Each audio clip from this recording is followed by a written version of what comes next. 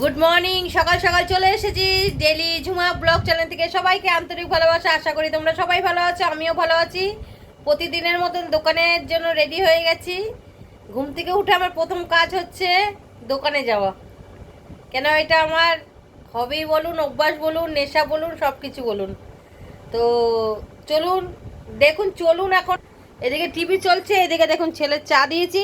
ও হচ্ছে কটা বাজে কি রে, কি করতে হবে ভয় দেখাতে হবে। ভয় দেখিয়ে দেয়, না পরে কথা শুনবে না, বুঝেছেন তো।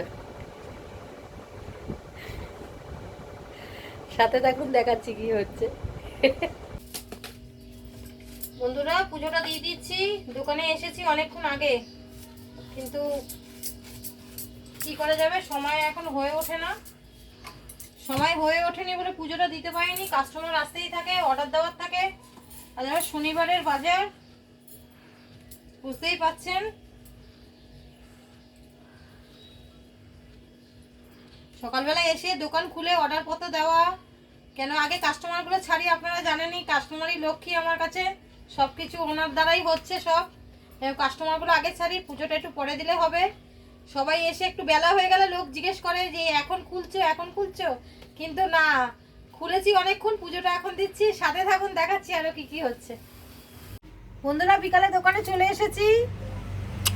এই দেখুন হোয়াইট শার্ট পরেছি, ভালো লাগছে।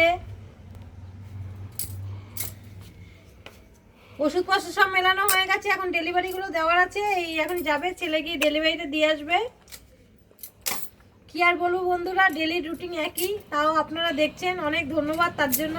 সাথে থাকবেন অবশ্যই। চলুন দেখাচ্ছি কি আর কাজ আছে। বন্ধুরা, দেখতে দেখতে রাত্রির 11টা বেজে গেল। দেখুন কি কাজের পরিস্থিতি। এখন এক ডিস্ট্রিবিউটার থেকে ওষুধ এসেছে, মালটা মিলালাম না। ওর মধ্যে একজনের প্রেশার ওষুধ দেওয়ার কথা ছিল, কিন্তু দেখতে পাচ্ছি না প্রেশার ওষুধ। জানি না দেওয়া হবে না প্রেশার ওষুধটা। বন্ধুরা, অবশ্যই ভালো লাগলে পাশে থাকবেন, সাথে থাকবেন, লাইক করবেন, কমেন্ট করবেন, শেয়ার করবেন। আর কিছু বলার নেই। টাটা, শুভরাত্রির, বাই।